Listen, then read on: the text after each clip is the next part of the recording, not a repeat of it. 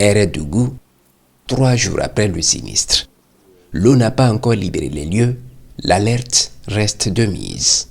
Dans un élan de compassion et de solidarité à l'endroit de toutes les personnes affectées par cette situation, une délégation gouvernementale, d'abord à Boromo, où des échanges sont engagés avec les transporteurs routiers avant d'atteindre le périmètre inondé. Des échanges francs et fructueux qui confirment que ces professionnels du transport en chômage technique ne sont pas abandonnés à leur sort. Tout le monde est garé pendant 2-3 jours, ce n'est pas chose aisée, donc le trafic routier est carrément suspendu. Et le fait de venir remonter déjà le moral, c'est déjà bon. Donc on ne fait que remercier les autorités qui ont été appuyées par les autorités locales. Voilà, donc comme c'est un phénomène naturel, je crois que d'ici là, les gens vont travailler vraiment à ce qu'on puisse trouver une solution palliative. L'on dénombre 75 ménages affectés du côté du village de Hérédougou et 37 à Boro pour un total de 827 sinistrés. Leurs besoins prioritaires urgents restent les abris, l'alimentation et l'eau potable. Actuellement même, nous avions déjà affrété un camion de vivres et d'effets d'habillement et autres matériels pour pouvoir les soutenir.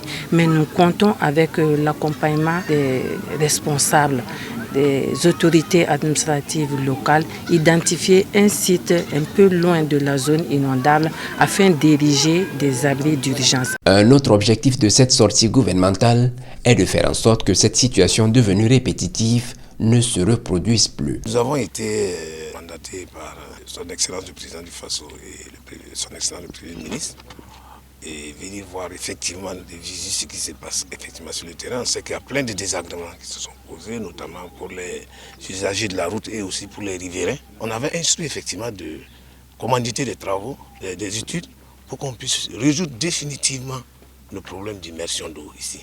Donc c'est les études en tout cas que nous avons nous amène à avoir un ouvrage de 70 mètres, un pont, qu'on va construire en aval à 80 mètres de cet ouvrage-là. Et on va rehausser totalement la ligne rouge pour permettre aux eaux de couler normalement. Pour toute infrastructure qui est mise en place, notamment routière, il faut la question de la végétalisation. Voilà, il faut reboiser le maximum, ça permet d'amoindrir ce que nous avons comme situation. Et en tant que département en charge de l'eau, nous allons travailler également à la mobilisation des eaux de surface.